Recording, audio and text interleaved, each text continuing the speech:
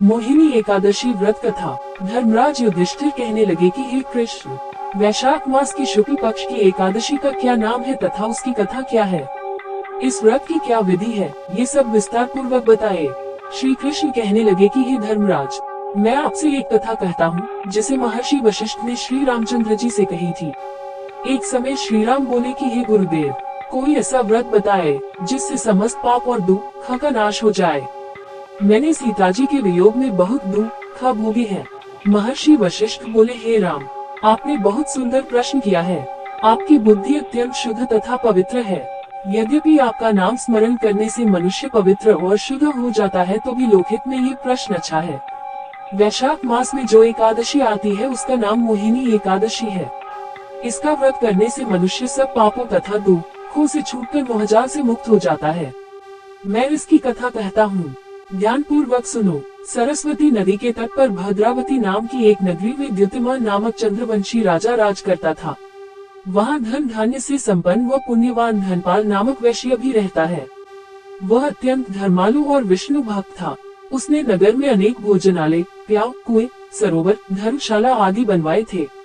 सड़कों पर आम, जामुन, नीम आदि के अनेक वृक्ष भी लगवाए थे।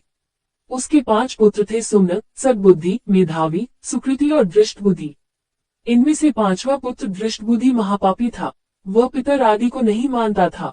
वह वेश्या, दुराचारी मनुष्यों की संगति में रहकर जुआ खेलता और पर स्त्री के साथ भोग विलास करता तथा मद्य मांस का सेवन करता था। इसी प्रकार अनेक कुकर्मों में वह पिता के धन को नष्ट करता रहता था। इन्हीं कारणों से त्रस्त होकर पिता ने उसे घर से निकाल दिया था। घर से बाहर निकलने के बाद वह अपने गहने कपड़े बेचकर अपना निर्वाह करने लगा। जब सब कुछ नष्ट हो गया तो वेश्या और दुराचारी साथियों ने उसका साथ छोड़ दिया। अब वह भूख प्यास से अति दुखी रहने लगा। कोई सहारा न देख चोरी करना सीख गया। एक बार वह पकड़ा गया तो वैश्य का पुत्र जानकर चेतावनी देकर छोड़ दिया गया, मगर दूसरी बार फिर पकड़ में आ गया। राजाज्ञा से इस बार उसे कारागार में डाल दिया गया। कारागार में उसे अत्यंत दुख दिए गए। बाद में राजा ने उसे नगरी से निकल जाने का कहा। वह नगरी से निकल वन में चला गया। वहाँ वन्य पशु पक्षियों को मारकर खाने लगा। कुछ समय पश्चात वह बहेलिया बन गया और धनुष बाण लेकर पशु पक्षियों को मार मार कर खाने लगा।